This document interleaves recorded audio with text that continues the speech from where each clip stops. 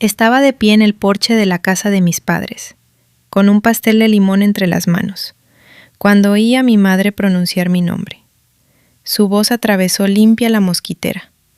Le estaba diciendo a mi hermano que no se preocupara. «Voy a hacer que tu hermana lo cubra», dijo. «Ella nunca le niega nada a la familia». Nunca llegué a tocar esa puerta. Me llamo Valentina, tengo 34 años, y esta es la semana en que mi familia descubrió que la hija que jamás decía que no, había aprendido por fin cómo hacerlo. Me quedé ahí parada, con el pastel entibiándose contra las palmas, y escuché. Rubén hablaba primero, con esa voz baja y lastimera suya. Los cobradores llamaban a su celular. Marisol estaba asustada, y mi madre, Dolores, hizo ese ruidito suave que hace cuando ya ha decidido que todo saldrá bien. «No te estreses, vamos a hacer que tu hermana lo cubra». Hubo una pausa. Una silla crujió. Ella nunca le niega nada a la familia. Esperé a que alguien dijera algo. Esperé a que mi padre dijera cualquier cosa. No dijo nada. Solo escuché ese pequeño gruñido con el que suele señalar que está de acuerdo con mi madre. Y eso fue todo. No pensaban preguntarme. Esa fue la parte que me heló el estómago. Era una decisión ya cerrada, sobre un dinero que yo había ganado, tomada sin que ninguno de ellos creyera necesaria mi voz en la sala. Dejé el pastel con cuidado en el último escalón. Caminé hasta mi carro. No azoté la puerta. Conduje los 12 minutos de vuelta a casa con las 2 manos en el volante y la mente haciendo lo único que sabe hacer cuando tiene miedo. Empezó a contar. Soy contadora. Los números no mienten. Y la verdad, casi siempre, es que alguien tomó más de lo que devolvió. A los 16 me convertí en la que arreglaba las cosas. El problema de arreglarlo todo es que con el tiempo, nadie es capaz siquiera de imaginarte diciendo que no. Para cuando llegué a casa, ya sabía con exactitud cuánto habíamos ahorrado mi esposo y yo. Lo sabía hasta el último centavo, y sabía que vendrían por él. Teníamos 61,000 pesos. Les digo la cifra porque importa. Eran 11 años de 2 personas que se llevaban el almuerzo hecho de casa. Andrés tiende cables. Yo llevo libros, pero la mayor parte de ese dinero ya casi no era nuestro. No en el sentido que le importa el corazón. Andrés y yo llevábamos 4 años intentando tener un hijo. 2 rondas que no funcionaron. Casi todos esos 61,000 eran la tercera ronda. Eran el bebé que quizá todavía era posible. Cuando oí a mi madre por la mosquitera, no estaba metiendo la mano en mis ahorros. Estaba metiéndola en el hijo que aún no habíamos tenido. Ni siquiera necesitó saber qué era lo que tomaba. Simplemente dio por hecho que era suyo. Andrés llegó a casa antes que yo. Levantó la vista cuando entré sin el pastel y me vio la cara. No es un hombre dramático. Solo dejó el teléfono y dijo, «Cuéntame». Escuchó todo sin interrumpir. No se enojó. Solo me miró con esa serenidad que le sale cuando está resolviendo un problema. Bien, esto es lo que hacemos. Lo planteó sin rodeos. La cuenta de ahorros era el punto débil.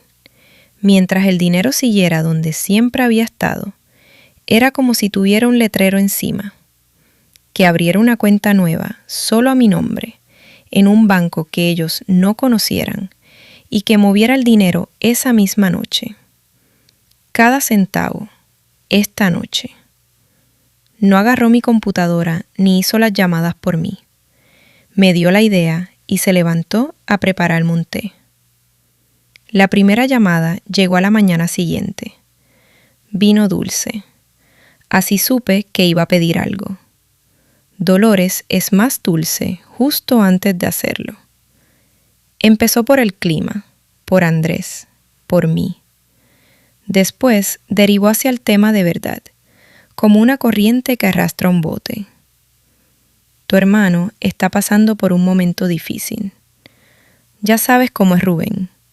Solo necesita que la familia se una. Respondí con las cosas que uno dice. Lo más poderoso que puedes hacer frente a alguien que está pescando es no morder el anzuelo. Y entonces dijo algo que se me clavó como un gancho. Estaba pensando en esa cuenta que tú y yo todavía tenemos juntas, la de cuando cuidábamos a tu abuela.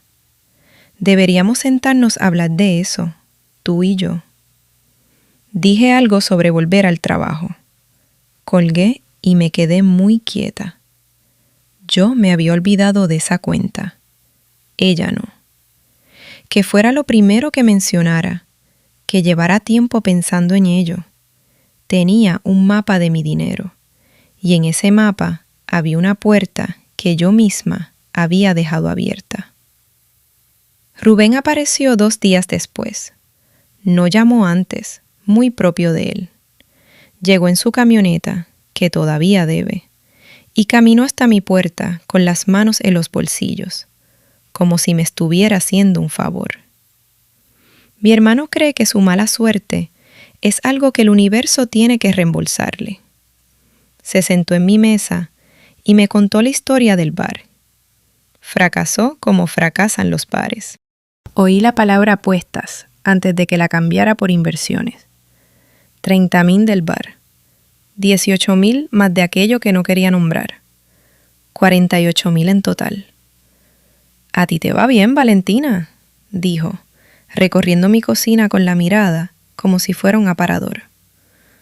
«Tú y Andrés, con sus trabajos estables, sin hijos que los desangren, con el dinero ahí sentado». Lo soltó como una acusación, como si mi estabilidad fuera algo que yo le hubiera robado a él. Me vibró el teléfono. Era Marisol. «La familia se ayuda. Espero que no estés tan ocupada con tu tema de la fertilización como para olvidarlo». La crueldad era tan casual que seguramente ni la sintió salir de su mano. Puse el teléfono boca abajo. Esto no iba a suceder en mi mesa de cocina. Cuando Rubén se fue, tomé una decisión. No iba a pelear con ellos. Tú alzas la voz, ella alza la suya. Ella llora, alguien se va furioso y una semana después la mala eres tú. Una pelea era un juego que ellos sabían ganar. Los números eran un juego que yo sabía ganar. No discutiría. Convertiría cada reclamo en algo con una fecha y una cantidad. A la mañana siguiente abrí una cuenta solo a mi nombre, en una cooperativa donde ningún miembro de mi familia había puesto jamás un pie. Volví a casa y empecé a mover el dinero.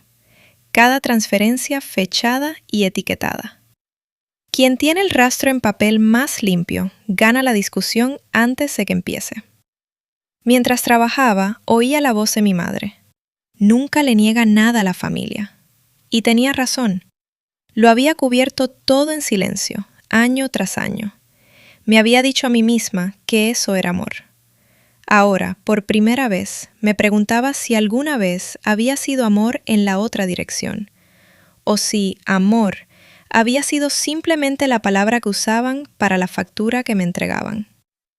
Los ahorros quedaron a salvo el jueves, pero había una cifra que seguía golpeando el vidrio: la cuenta conjunta. Años atrás, mi madre y yo habíamos abierto una cuenta juntas para pagar los cuidados de mi abuela. La abuela murió. La cuenta nunca se cerró. Se quedó ahí, las dos todavía como titulares, casi vacía. Llamé al banco. Una cuenta conjunta pertenece por igual a las dos titulares. Cualquiera puede retirar sin el consentimiento de la otra, pero cerrarla exige el acuerdo de ambas. Colgué. Era la única puerta que no podía cerrar sola. Ese fin de semana saqué el historial. Quería el registro largo, el que nadie en mi familia creía que existiera. Fui hacia atrás, año tras año.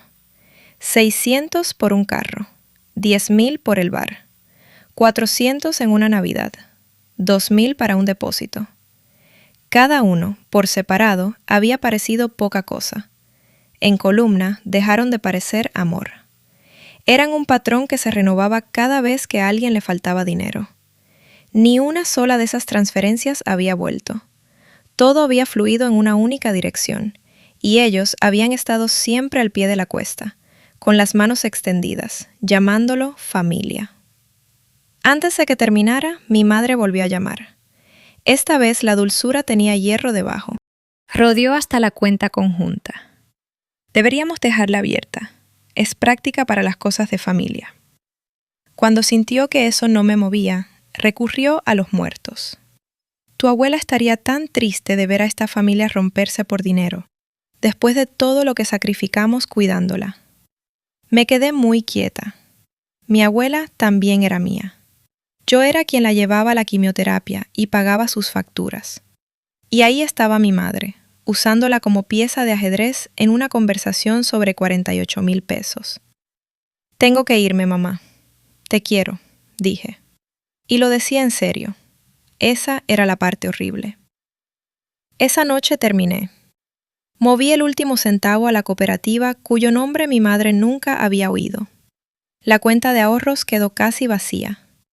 La cuenta conjunta guardaba poco más de 3,200 pesos, casi todo aportado por ella. Los dejé ahí, y mientras cerraba la computadora, caí en la cuenta de lo más importante. Ella no lo sabía. Mi madre seguía moviéndose dentro de una versión del mundo donde el dinero estaba donde siempre había estado. Su plan entero descansaba sobre una suposición que había dejado de ser cierta desde el martes. Lo que se siente no es triunfo. Es la calma de saber algo que la otra persona todavía ignora. Al día siguiente subí al desván y encontré la caja. Una caja de zapatos vieja, con el cartón ablandado en las esquinas, y la palabra misceláneo, escrita en la tapa con mi propia letra adolescente. Levanté la tapa. Ahí estaba todo. La historia en papel de haber sido la red de seguridad de la familia. Cheques antiguos, un sobre lleno de recibos, impresiones de transferencias, porque incluso a los 23 años yo había querido tener un registro. Y cerca del fondo, doblada en 4, había una sola hoja que me cortó la respiración. Era un pagaré. Rubén lo había escrito en 2017. Yo, Rubén Rivas, le debo a mi hermana Valentina 4,500 pesos, a devolver cuando el bar dé ganancias. Y debajo su firma, grande y suelta. El bar nunca dio ganancias. Los 4,500 nunca volvieron. Bajé la caja e hice lo que sé hacer bien. Construí un libro mayor. No una lista rabiosa, uno limpio, del tipo que le entregarías a un cliente. El que no necesita que nadie alce la voz porque los números hacen todo el trabajo. Mis columnas: fecha, monto, concepto, devuelto. El depósito de Rubén. La transmisión del carro de mi padre. La calefacción de aquella Navidad. El arriendo del bar 2 veces. Los 4,500. Una docena de montos menores. Y en la columna de devuelto, de arriba abajo, el mismo número. 0. Cuando lo sumé, tenía las manos firmes, lo cual me sorprendió. 26,400 pesos. Eso era lo que le había entregado a esta familia. Nunca devuelto, nunca reconocido. Mientras mi madre le decía a mi hermano que yo también cubriría su deuda, porque yo nunca le niego nada a la familia. Lo imprimí. 2 copias, engrapadas, con fecha. Las metí en una carpeta. El lunes llegó un mensaje de mi madre. La dulzura había desaparecido. Era el tono que usa cuando ha decidido que la discusión ya terminó. Vamos el sábado a resolver todo en familia. Llevo a todos. Entendí exactamente lo que se estaba organizando. No era una visita. Era una emboscada con horario. 1 año antes habría funcionado.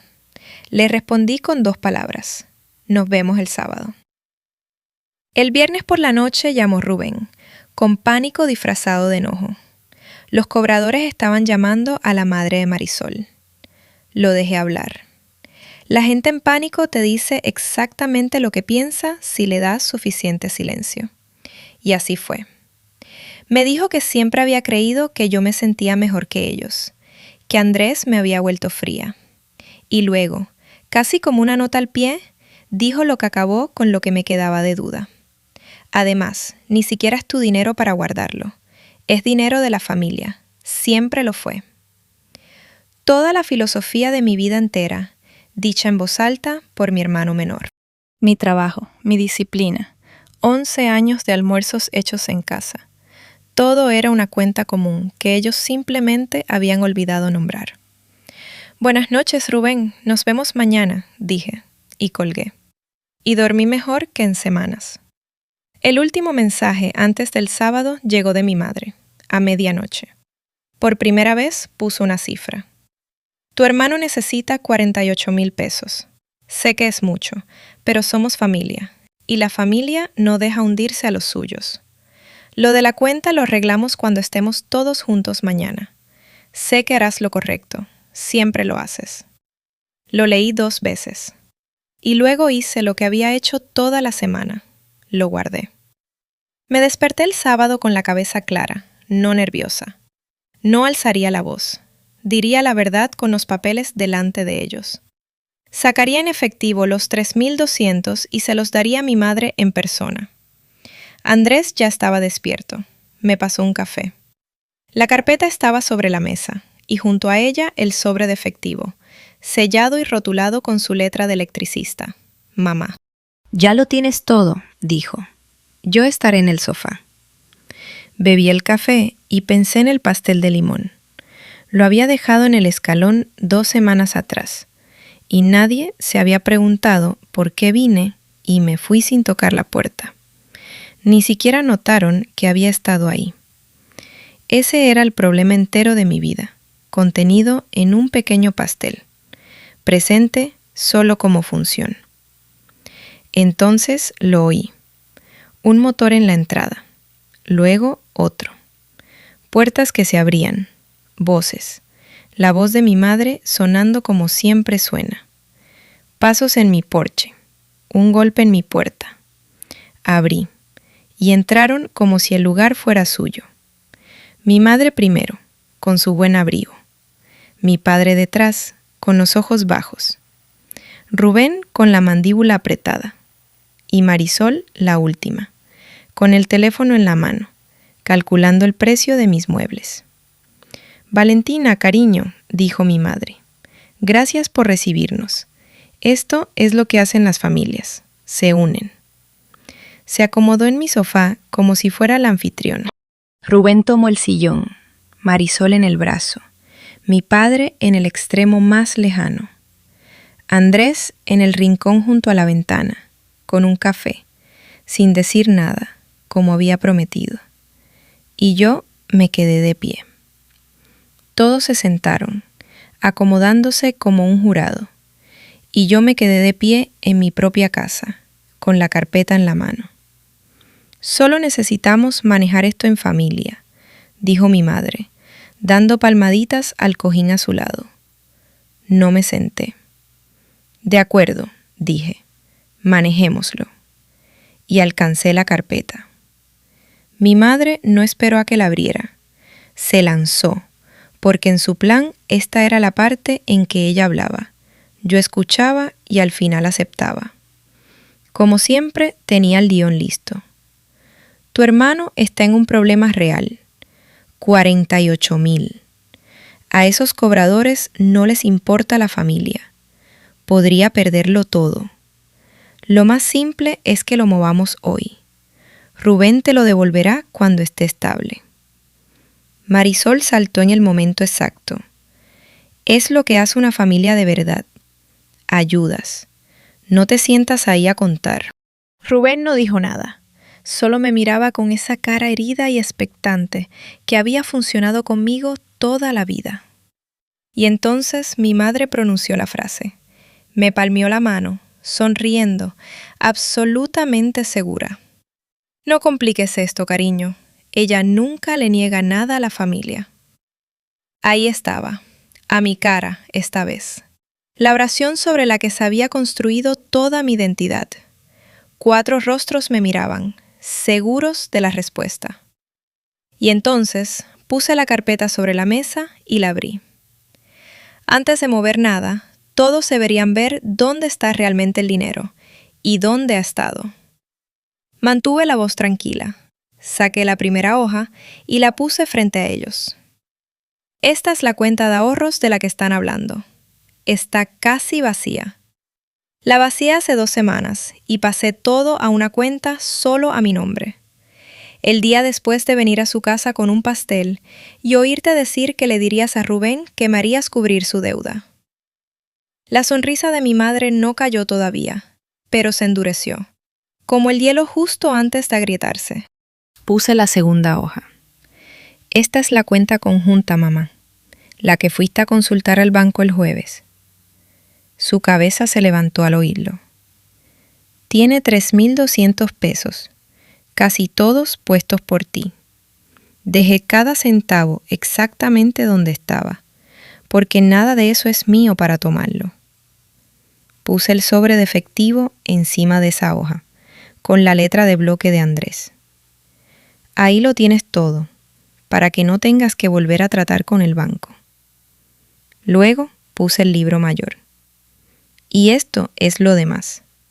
Cada peso que le he dado a esta familia desde 2014, con fechas, y con la casilla de si alguna vez volvió.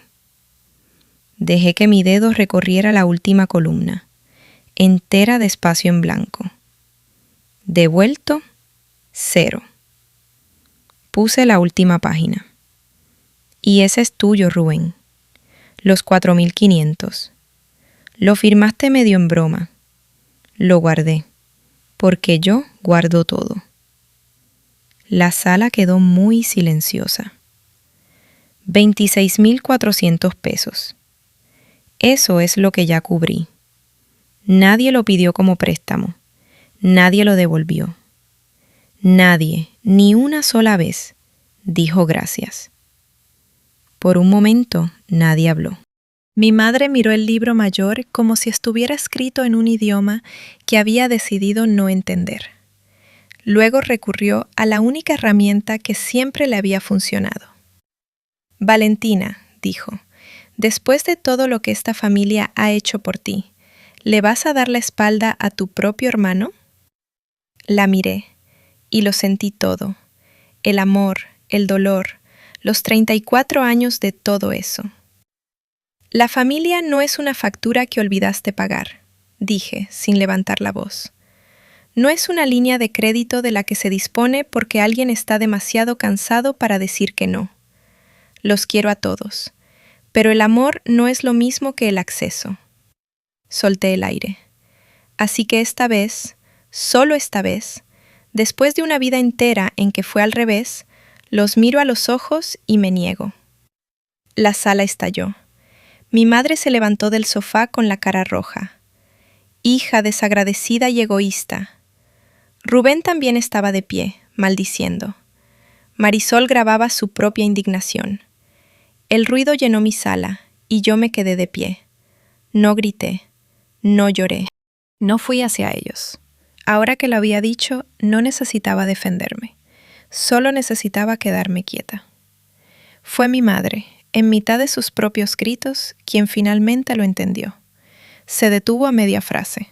Sus ojos fueron a la primera hoja, la cuenta casi vacía, y luego a la fecha en la parte de arriba. 2 semanas atrás. El día después del pastel. «Ya lo habías movido», dijo, con el aire escapándosele. «¿Lo sabías?» «Te escuché», dije. «A través de la mosquitera. Mi esposo me dijo que moviera cada centavo esa noche. Y lo hice». Se fueron poco después. No había dónde llevar la conversación una vez que el dinero resultó estar lejos, y la hija resultó ser una persona. Mi madre salió primero. Rubén la siguió, azotando mi puerta. Mi padre fue el último. Lo detuve y puse el sobre en sus manos. 3,200, cada centavo de ella. Esa parte siempre fue suya, le dije. Asintió y salió. Rubén no recibió sus 48,000. Los cobradores hicieron lo que hacen. Él y Marisol perdieron el apartamento y se mudaron de vuelta con mis padres. Su propia clase de justicia.